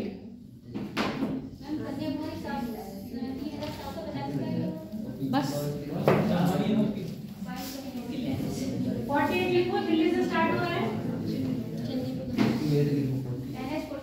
हाँ, शेर शाह ने ग्रैंड GT रोड का निर्माण किया था ना, कहाँ से कहाँ तक किया था ये बताओ? देखो ये कैसे हिल रही है, इसमें भूत है। बताओ, GT रोड का निर्माण किया था शेर शाह ने, कहाँ से कहाँ तक? देश बताओ, तेजपाल। GT रोड का निर्माण शेर शाह ने कहाँ से कहाँ तक करवाया था? पहले तो कम कराया था, बाद में अफगानिस्तान तक है। अब तो अफगानिस्तान हट गया ना, कलकत्ता से दिल्ली और दिल्ली से अफगानिस्तान था। ठीक है, जो आप अभी पढ़े हो, कौन सा पढ़े हो? 19, ये GT रोड का ही हिस्सा है, जो क्या है कलकत्ता से दिल्ली को जोड़ रहा है। चलो आ जाओ 48 पर। दिल्ली से स्टार्ट हो रहा है, दिल्ली के बाद बाबल, दिल्ली बाबल, बाबल के बाद जयपुर, जयपुर के बाद उदयपुर, उदयपुर के बाद अहमदाबाद, अहमदाबाद के बाद बड़ोदरा, बड़ोदरा के बाद अंकलेश्वर। अंकलेश्वर क्यों फेमस है और अहमदाबाद क्यों फेमस है?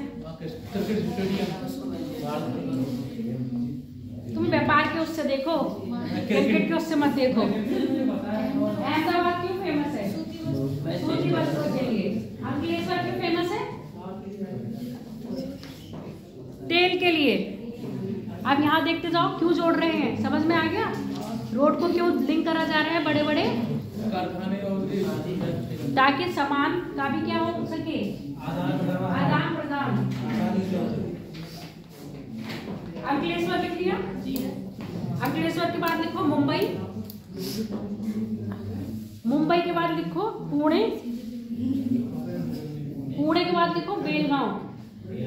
बेलगांव तो फेमस है, ये बताओ मुझे। बेलगांव में अधिवेशन गांधी जी का अधिवेशन हुआ था, एकमात्र अधिवेशन हुआ था। कब हुआ था?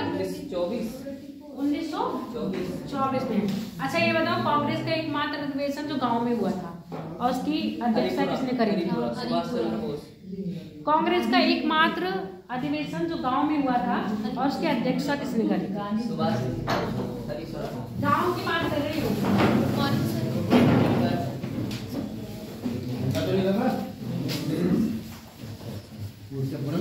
हाँ जी सर।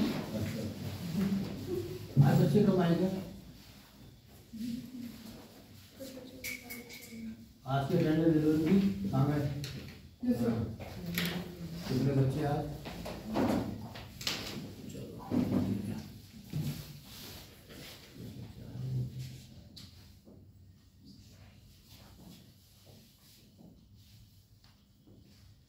इनका रजिस्टर दिखाना जो अटेंडेंट आता है बच्चे। बिल्कुल सर।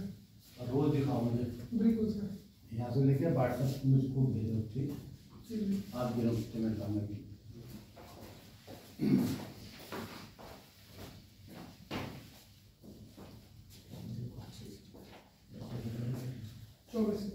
रजिस्टर कहाँ?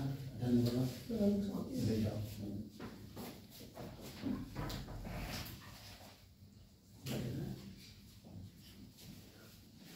यदि कमरा करना उधर से हवा तो नहीं आनी पीछे में, इसको का कोई टूटा तो नहीं है, ठीक है?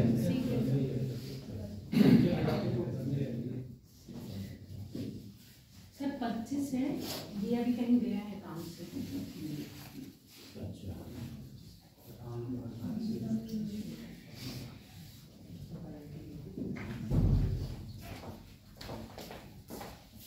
सर ये वो बच्चे हैं जिनका भी पंजीकरण नहीं है। पंजीकरण वास्ते यहाँ पर जो पंजीकरण वाले हैं भाई ने मार्क की नोट करो, सबका नाम को लिख के दे नाम सब पे। हाँ जो टाइम से आया वो ठीक है, जो टाइम दे रहा हूँ वो बात बात। ठीक है सर। और ये मेजर भेज देना थोड़ी देर में।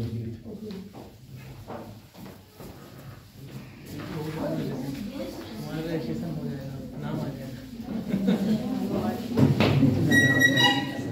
बताओ क्वेश्चन क्या पूछ रही थी मैं अभी?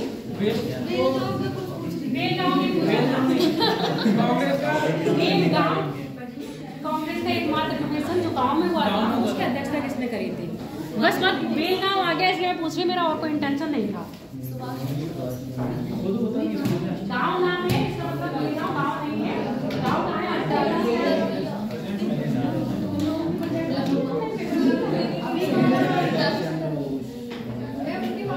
हाँ तो अभी लगवा दो, अभी बैठो क्लास में। किसी की नहीं लगी है ना? लगी नहीं, स्टार्टिंग में लग गई तो बच्चों को लोगों की रहेगी। चलो लिखो, बेलगांव लिख लिया। बेलगांव का है, कर्नाटक में है ना? और हम लोग कहाँ पहुँच रहे हैं? कहाँ जा रहे हैं? 48 से बेलगांव कर्नाटक। चलो जो तुमसे मैंने क्वेश्चन पूछा था उसका आंसर मैं बता दे रही हूँ। फैजाबाद अधिवेशन हुआ था और वो गांव में था। वो सॉरी फैजपुर अधिवेशन गांव में हुआ है और उसकी अध्यक्षता करके आगे जवाहरलाल नेहरू ने। बस गांव देख के इसलिए मैंने बोला है, गांव देख के लोग बेलगांव कर देते हैं जबकि फैजपुर गांव में हुआ है।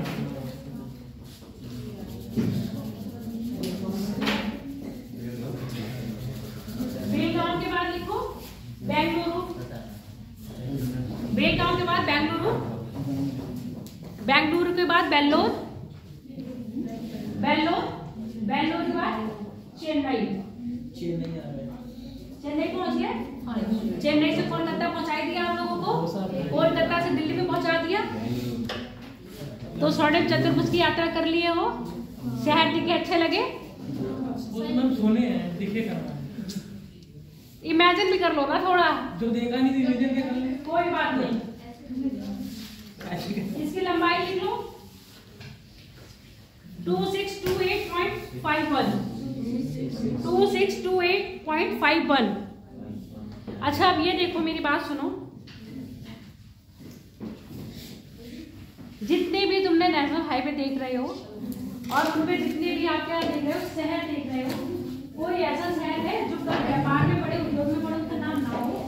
कहीं ना कहीं क्या है, कोई ना कोई उद्योग का विकास यहाँ पर हुआ है। आगे बात समझिए। इसलिए उन्होंने क्या करा है, भले ही तिरछा बिरछा घुमाया है, पर क्या करे हैं वो। अब तुम देख लो, जो तुम कौन सा पढ़ रहे थे, 48 पढ़ रहे थे, मैंने यहाँ दिखाया ऐसे, जबकि वो अहमदाबाद, बड़ोदरा और अंकलेश्वर जा रहा है। अंकलेश्वर पता है कहाँ पर है? अंकलेश्वर पता है कहाँ है? महाराष्ट्र में है ये। हाँ, गुजरात में अंकलेश्वर यहाँ पर है। महाराष्ट्र में क्या है? अब स्वर्णिम चतुर्भुज मैंने ऐसे बना दिया, जबकि आप अहमदाबाद देखो, अहमदाबाद से फिर अंकलेश्वर, फिर आपका ऐसे आके मुंबई आ रहे हैं ना।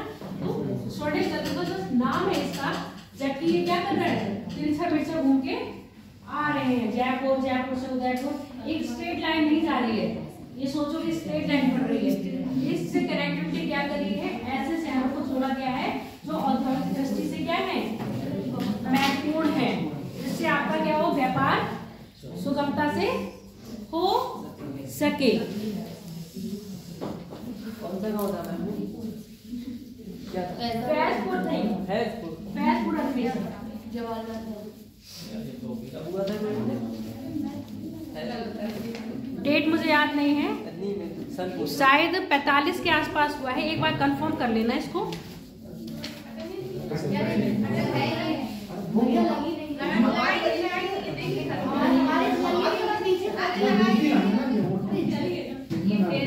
चलो बैठो।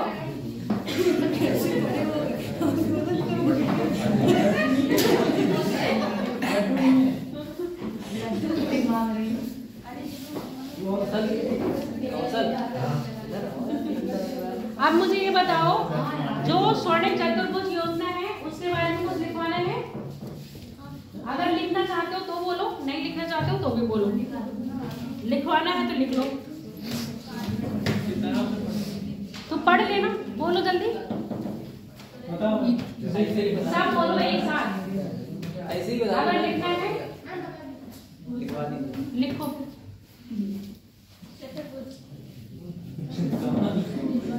ऐसे लिख लो, ऐसे लिख लो बस। देखो, स्वर्णिम चतुर्भुज डालना, उसकी विशेषता डाल लेना, कितनी लेन का है, कहाँ से कनेक्टेड है, ये तो आपको पता ही चल गया।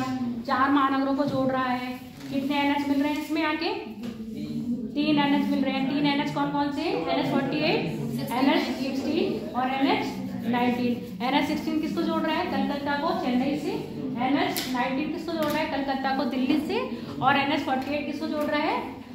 दिल्ली को चेन्नई से। और कितने लेन का बना हुआ है ये? 6 लेन का बना हुआ है। 1 वे 2 वे ये समझ में आता है? बताओ क्या है? 1 वे है, 2 वे है। ये अपना जो है ये 1 वे है, 2 वे है।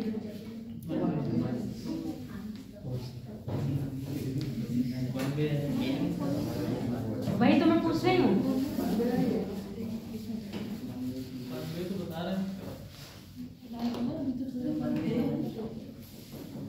वन वे का मतलब क्या होता है? सिग्नल देता है।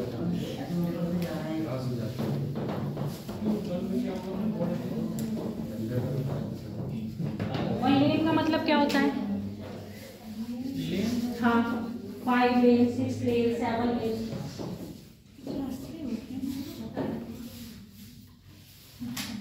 पहले ये हमारा जो दिल्ली बरेली से पीलीभीत जो रास्ता बना हुआ है, 1 वे है, 2 वे है? 1 वे का मतलब एक रास्ता,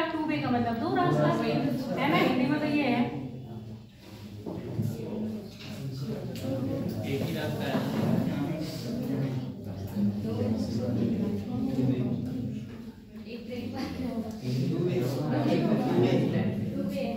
चलो टू वे बोल रहे हो तो टू वे का मतलब मुझे बताओ। मैम एक तरफ से हाईवे जाता है, एक तरफ से आता है। एक ही हाईवे पे आना जाना हो रहा है, इसको हम टू वे कह रहे हैं। जब एक ही हाईवे पर एक ही रोड पर जाना होगा तो वन वे होगा। लेन का मतलब 6 लेन है, 8 लेन है, ये कैसे होता है? तीन रास्ते कैसे डिवाइड होते हैं? जब रोड पर जा रहे हो कुछ तो आइडिया होना चाहिए ना। हम लोग कहते हैं कि आपका जो एक्सप्रेस वे बना है 6 लेन का बना है। 6 लेन का क्या वो 6 रोड अलग अलग डालते हैं? एक में लेन बनी होती है ना, कैसे बनी होती है बताओ? यही चीज मुझे बताओ कैसे बनी होती है?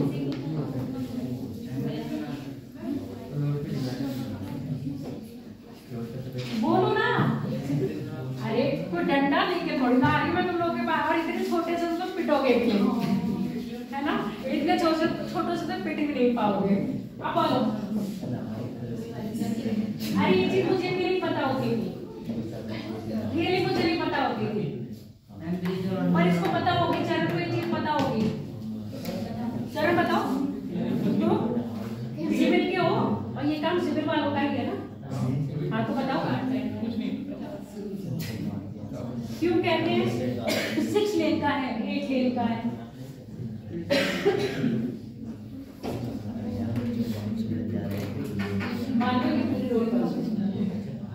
स्केच इतने अच्छे मिले हैं मुझे।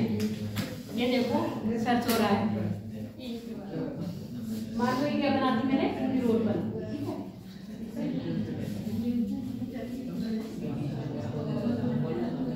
पेड़ पौधे लगा कर तुम सवारी कर लोगे, यहाँ पर यात्रा आराम से कर लोगे?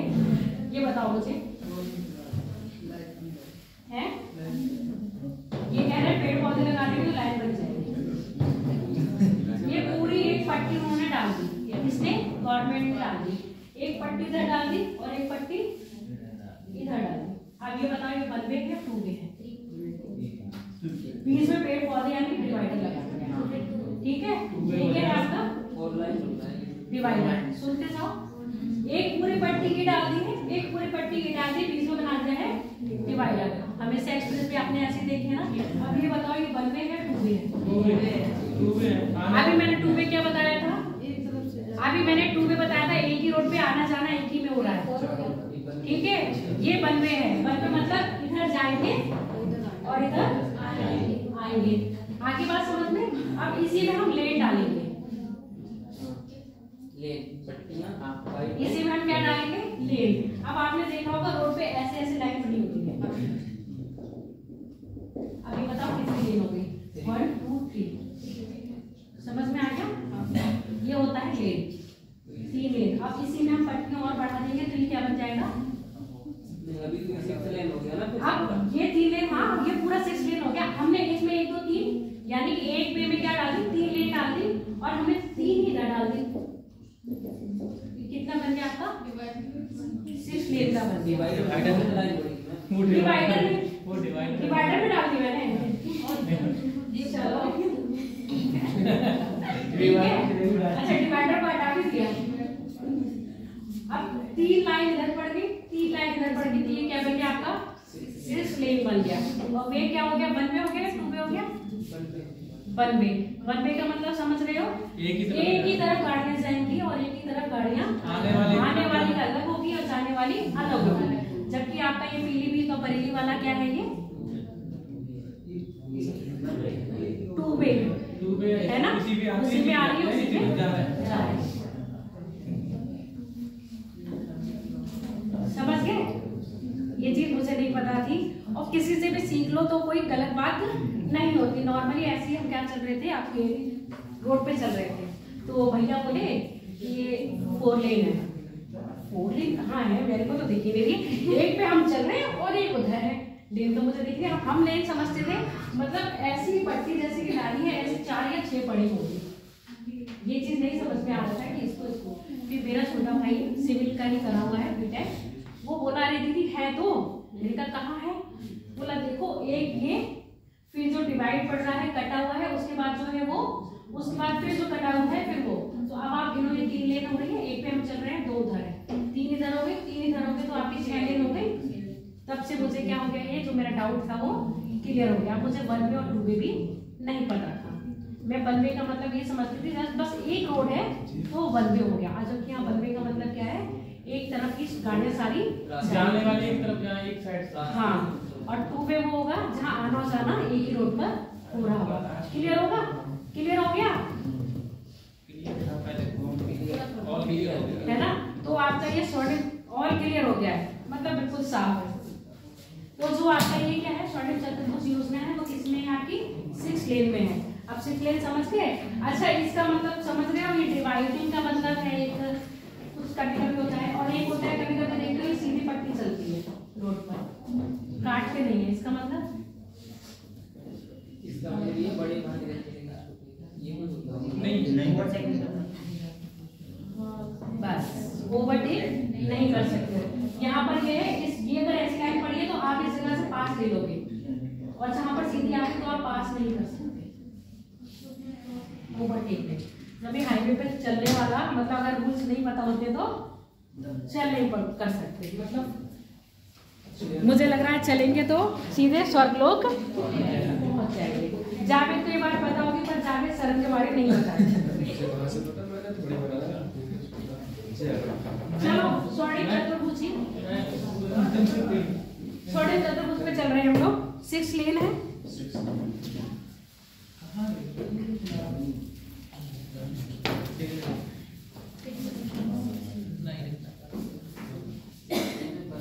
पहली ये 4 महानगरों को जोड़ रही है, 6 लेन है। क्या देख रहे हो? टाइम हो गया, बस ये लिख लो। 6 लाइन है। स्वर्णिम चतुर्भुज का निर्माण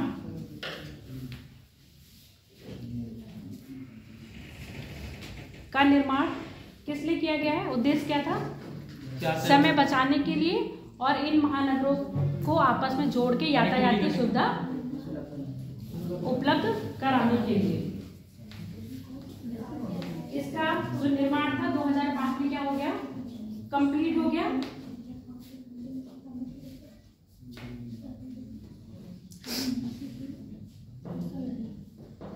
पहले की मैं राजधानी भी रह चुकी है।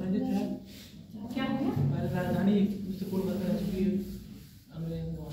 अंग्रेजों की इलाहाबाद का भी राजधानी रही है, ये बताओ। इलाहाबाद का भी राजधानी रही है ब्रिटिश काल की? हाँ रही है। कब रही थी? अच्छा ये बताओ। और कितने दिन के लिए रही थी या कितने सालों के लिए रही थी? बताते तो मैं सब सर हैं, सब मैम बताती हैं। इलाहाबाद राजधानी रही है अपनी इंडिया। कब रही है बताओ?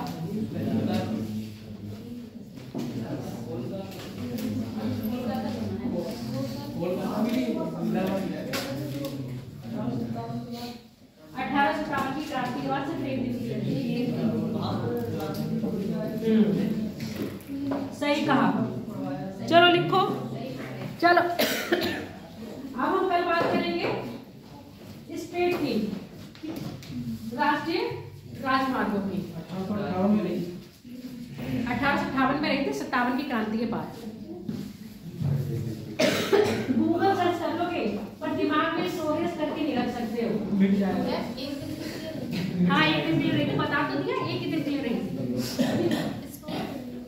स्टोर कर लिया एक दिन के लिए चलो कल हम बात करेंगे किसकी? आपके राष्ट्रीय राजमार्ग की। हाँ कल की बात कल ही करेंगे।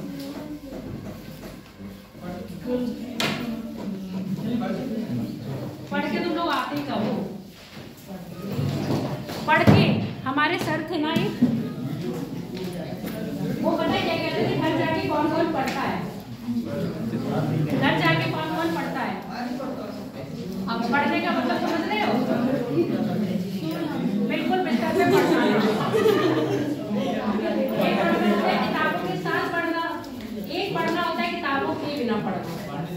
किताबों के साथ कौन पढ़ता है? किताबों के बिना कौन पढ़ता है? किताबों के साथ किताब हाथ में आती है, फोन लेकर तो बहुत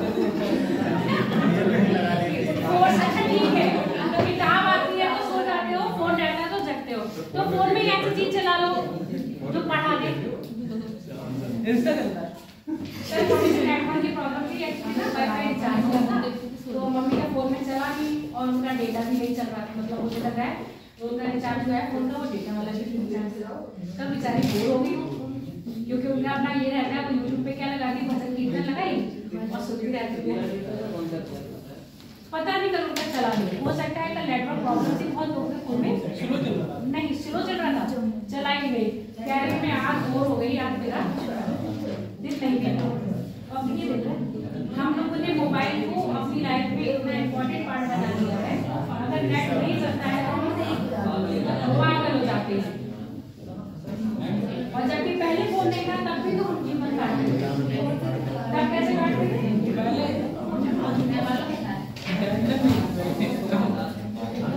जब आपके पास बहुत सारे काम होते थे, बंद कर दी वीडियो चरण मैम 1:31